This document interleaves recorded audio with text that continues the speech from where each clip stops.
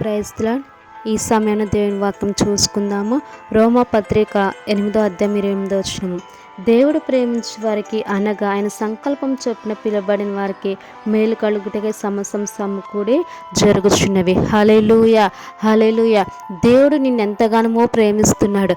కానీ నువ్వు దేవుని ఏ విధంగా ప్రేమిస్తున్నావు, అసలు దేవుడి ప్రేమ నీలో ఉన్నదా లేదా, ఈ దినాన మనము చూసుకుందాము. ఇక్కడ బైబిల్ గ్రంథంలో చూసినట్లయితే దేవుడు ప్రేమించే వారికి సమస్తం సమకూడి మేలుకై జరుగుతుందని దేవుడి వాక్యం సెలవిస్తుంది. మరి సమస్తము సమకూడి మేలుకై జరుగుతుందని దేవుడి వాక్యం సెలవిస్తుంది కదా. మరి ఆ మేలు నువ్వు పొందుకోవాలంటే దేవుని నువ్వు నిజంగా ప్రేమిస్తున్నావా? దేవుడి పట్ల నీ ప్రేమను కనపరుస్తున్నావా? దేవుడి ప్రేమను ఈ క్రియలలో చూపిస్తున్నావా? ఒక్కసారి పరిశీలన చేసుకో. దేవుడి వాక్యం సెలవిస్తుంది, ఆయన ప్రేమించే వారికి సమస్తం సమకూడి మేలుకై జరుగుతుందని దేవుడి వాక్యం సెలవిస్తుంది. దేవుడు కూడా నిన్ను అత్యధికంగా ప్రేమిస్తున్నాడు. ఈ లోకంలో చూసినట్లయితే దేవుడు ప్రేమను ఎవరు నీ పట్ల వ్యక్తపరచరు. కానీ దేవుడు నీ కోసం తన ప్రాణాన్ని ప్రాణంగా పెట్టి కలవరిశిలలో మరణించారు. ఈ లోకంలో నీ కోసం మరణించేవారు లేరు, నిన్ను ప్రేమించేవారు లేరు, నీకు సహాయం చేసేవారు లేరు. కానీ నువ్వు దుఃఖంలో ఉన్నప్పుడు, ఆపదలు ఉన్నప్పుడు, కష్టంలో నష్టంలో బాధలో ఉన్నప్పుడు, నిన్ను బంధువులు ఇంటికి వెళ్ళినప్పుడు, స్నేహితులు ఇంటికి వెళ్ళినప్పుడు వారు నిన్ను ద్వేషిస్తూ ఉంటారు. కానీ వారు దేవుడు ప్రేమ నీ పట్ల కనపరచరు. కానీ అదే ప్రేమను నువ్వు దేవుడి యొద్దకు వచ్చి దేవుడి పాదాల చింత మొరపెట్టినప్పుడు దేవుడు ఆ మొర నిన్ను అత్యధికంగా ప్రేమిస్తున్నాడు. కానీ దేవుడి ప్రేమను నువ్వు చాలా నిర్లక్ష్యపరుస్తున్నావేం ప్రియ సహోదరి సహోదరు? ఒక్కసారి గ్రహించుకో, ఒక్కసారి ఆలోచించుకో. దేవుడు నీ పాపం నిమిత్తం, శాపం నిమిత్తం కలవరిశిలలో మరణించాడు. ఎంతగా ప్రేమిస్తున్నానంటే 2 చేతులు చాపి ఇంతగా ప్రేమిస్తున్నానని చెప్పి దేవుడి వాక్యం సెలవిస్తుంది. ఎంత ప్రేమ కలిగిన దేవుని నువ్వు ఎందుకు నిర్లక్ష్యపరుస్తున్నావు? దేవుని ఎందుకు మర్చిపోతున్నావు? అసలు దేవుడి ప్రేమను క్రియలలో ఎందుకు చూపలేకపోతున్నావో ఒక్కసారి ఆలోచించుకో. ఇక్కడ చూసాం కదా, ఆయన ప్రేమించే వారికి సమస్తము సమకూడి మేలుకై జరుగుతుందని దేవుడి వాక్యం సెలవిస్తుంది. మన అదేవిధంగా చూసినట్లయితే కొరింథీ పత్రిక 2వ అధ్యాయము 9వ వచనము, 1 కొరింథీ పత్రిక 2వ అధ్యాయం 9వ వచనము. దేవుడు తను ప్రేమించే వారి కొరకు ఏం సిద్ధపరచును అవి కంటికి కనబడలేదు, చెవికి వినబడలేదు, మనుషు హృదయానికి అగోచరం కాలేదు. చూసారా ప్రియ సహోదరి సహోదరుడా? దేవుడు ప్రేమించే వారికి ఆయన ఏం సిద్ధపరుస్తాడో మనకు తెలియదు. ఆయన సమయం వచ్చినప్పుడు, ఆయన చిత్తం వచ్చినప్పుడు ఆయన మన పట్ల ఆ కార్యాలని నెరవేరుస్తాడు. దేవుడు నీ పట్ల చేసే కార్యం నీ చెవికి వినబడవు, కంటికి కనబడవు, నీ హృదయానికి కూడా అగోచరం. ఎందుకంటే దేవుడు గొప్ప కార్యాలు చేస్తాడు, మనం ఊహించలేనంతగా గొప్ప మేలు నీ పట్ల జరిగిస్తాడు. కానీ దేవుడి ప్రేమను మాత్రం నువ్వు నిర్లక్ష్యపరచొద్దు. దేవుడి ప్రేమను కలిగి ఈ లోకంలో జీవించాలి. దేవుడి ప్రేమను బట్టి ఈ లోకంలో నువ్వు బ్రతకాలి. ఎందుకంటే దేవుడు అక్కడ అతి సమీపంగా ఉంటుంది. దేవుడు అక్కడ వచ్చినప్పుడు నీ ప్రేమ చల్లారిపోతుందని దేవుడు వాక్యం సెలవిస్తుంది. కాబట్టి నువ్వు ఏ విధంగా దేవుడిని ప్రేమిస్తున్నావు? ఇక్కడ చూస్తారుగా, దేవుడి ప్రేమను సముద్రంతో పోల్చాడు. సముద్రం చాలా విస్తారంగా ఉంటుంది. సముద్రంలో ఉన్న సముద్రం అంత ప్రేమ నీలో కలిగి ఉన్నావా? లేకపోతే సముద్రంలో ఒక నీటి చుక్క లాంటి ప్రేమ నువ్వు కలిగి ఉన్నావా? ఒక ఆ డ్రాప్ ఎంత ఉంటుంది? జస్ట్ చిన్నగా ఉంటుంది. అలాంటి ప్రేమకు నువ్వు దేవుడి పట్ల కనపరచకపోతే ఎలా నువ్వు బ్రతుకుతావు? అసలు ఈ లోకంలో ఎలా నువ్వు జీవిస్తావు?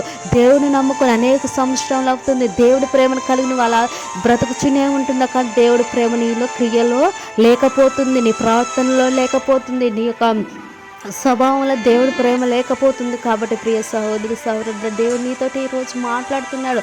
ఆయన ప్రేమించే వారికి సమస్తం సమకూడి మేలుకే జరుగుతుందని చెప్తుండు. మరి యోహాను పత్రికలో కూడా దేవుడు వాక్యం సెలవిస్తుంది. యోహాను పత్రిక 3:16 ఏమని సెలవిస్తుంది? దేవుడు లోకం ఎంతగానో ప్రేమించును కాగా ఆయన తన అద్వితీయ కుమారునిగా పుట్టిన వాని యందు విశ్వాసించు ప్రతి వాడు నశింపక నిత్య జీవం పొందినట్లు ఆయనను అనుగ్రహించను. చూశారు కదా, దేవుడు లోకంలో కూడా ఎంతగానో ప్రేమించాడు. తన అద్వితీయ కుమారుని నీ కోసం పంపించాడు. ఆయన మాదిరి మనకు చూపించి వెళ్ళాడు. ఆ మాదిరికరమైన జీవితం మనం జీవించక ఇష్టానుసారంగా బ్రతుకుచున్న వారు ఎందరో లేకపోలేదు.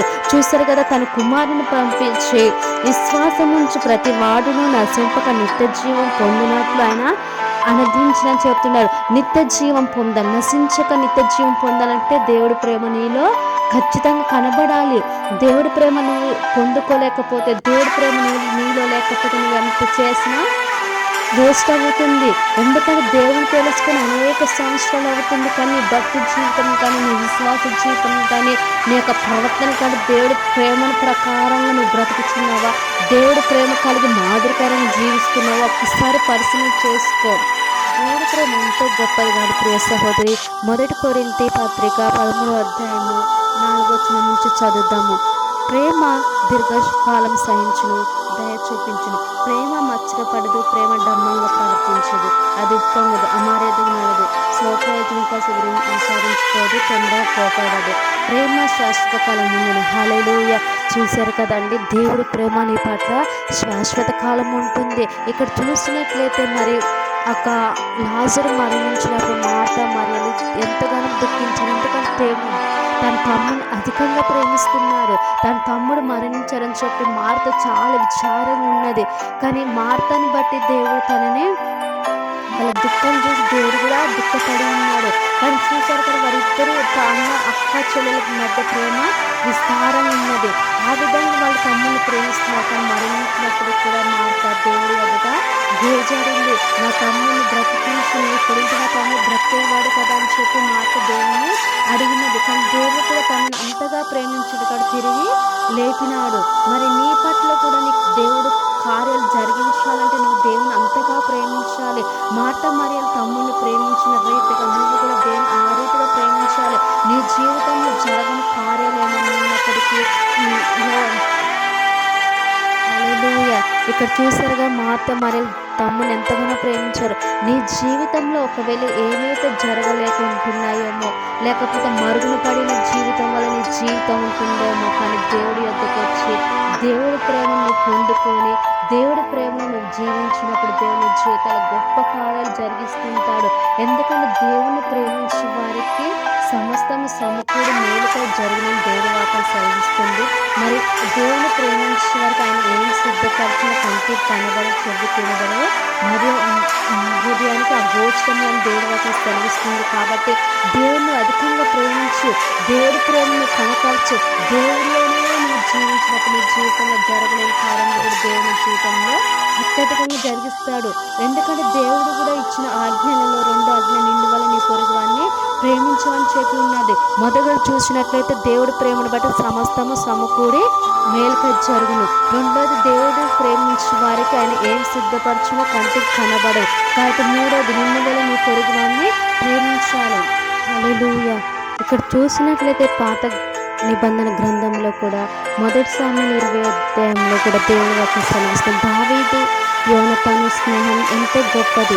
కానీ యోనతాను తండ్రి అయిన సౌలు దావీదు మీద అనేక సార్లు చంపాలని ప్రయత్నించినప్పుడు కూడా ఆ ప్రయత్నం చూచి కూడా యోనతాను దావీదును కాపాడడానికి అనేక మార్లు ప్రయత్నించి సహాయం చేస్తున్నాడు. చూసారా, శత్రు కొడుకు కూడా ప్రేమను కనపరిచారు దావీదు పట్ల. కానీ వారిద్దరు మధ్యలో ఉన్న స్నేహం ఉంది. దేవుడి ప్రేమను బట్టి వారిద్దరూ స్నేహం కలిగి ఉన్నారు. ఎందుకంటే యోనతాను తండ్రి అయిన సౌలు దావీదుని చంపడానికి అనేక మార్లు ప్రయత్నించినప్పుడు కూడా ఆయన సౌలు ఏమైతే చేస్తున్నాడో అది మొత్తం తీసుకొచ్చి యోనతాను దావీదుకి తెలియపరిచాడు. ఎందుకంటే దావీదు దేవుని ప్రేమను కలిగి ఉన్నాడు. ఆ ప్రేమను యోనతాను పట్ల కనపరుచున్నాడు. కాబట్టి అలాంటి ప్రేమ నువ్వు నేను కలిగి ఉండాలి. నీ శత్రువులు ఎవరైనా నీకు ఎదురుపడినప్పుడు నీకు శత్రువులుగా ఉన్న వారిని నువ్వు ప్రేమించాలి. వారిని ప్రేమించి నీ ప్రేమను వారి పట్ల కనపరిచినప్పుడు వారికి మారు మనసు అనేది కలుగుతుంది. ఎందుకంటే దేవుడు వాక్యం సెలవిస్తుంది. ఇక్కడ చూశారు కదా, యోనతాను తండ్రి అయిన సౌలు దావీదు మీద ఎంతగానో కోపపడుతున్నాడు, ఎంతగానో అసహించుకుంటూ ఎంతగానో చంపాలని ప్రయత్నం చేస్తున్నాడు. నీ పట్ల కూడా అలాంటి శత్రువులు ఎవరైనా ఉన్నప్పటికీ నువ్వు వారి పట్ల స్నేహం కలిగి ఉండు. దేవుడి ప్రేమను వారి పట్ల కనపరచు. వారి పట్ల మాదిరికరంగా జీవించినప్పుడు నీ శత్రువులను దేవుడు మిత్రులుగా చేస్తూ ఉంటాడు. ప్రియ సహోదరి సహోదరుడా, కేవలం నువ్వు చేయాల్సింది ఏంటంటే దేవుడి ప్రేమను కలిగి ఈ లోకంలో జీవించాలి. ఇక్కడ చూశారు కదా, మార్త మరియు లాజరు ప్రేమ ఏ విధంగా ఉన్నదో, మరి దావీదు యోనతాను మధ్యలో ప్రేమ ఏ విధంగా ఉన్నదో నీ పట్ల కూడా దేవుడు అత్యధికమైన ప్రేమ కలిగి ఉన్నాడు. నువ్వు కూడా దేవుడి పట్ల అట్లాంటి ప్రేమ కలిగి ఈ లోకంలో జీవించాలి. మరి ఇక్కడ చూసినట్లయితే బైబిల్ గ్రంథంలో అనేకులు ప్రేమను కలిగి ఈ లోకంలో జీవించున్నాడు. ఎందరో శత్రువులు ఎదురైనప్పటికీ ప్రేమను బట్టి వారు ఆ యొక్క క్రియలను జరిగించున్నాడు. కానీ నువ్వు ఏ విధమైన ప్రేమ చేత ఈ లోకంలో జీవిస్తున్నావు? దేవుని తెలుసుకొని అనేక సంవత్సరాలు అవుతున్నది. దేవుడి ప్రేమను నీలో కనపరచలేక నువ్వు ఎన్ని సంవత్సరాలు బ్రతుకుచున్నావు?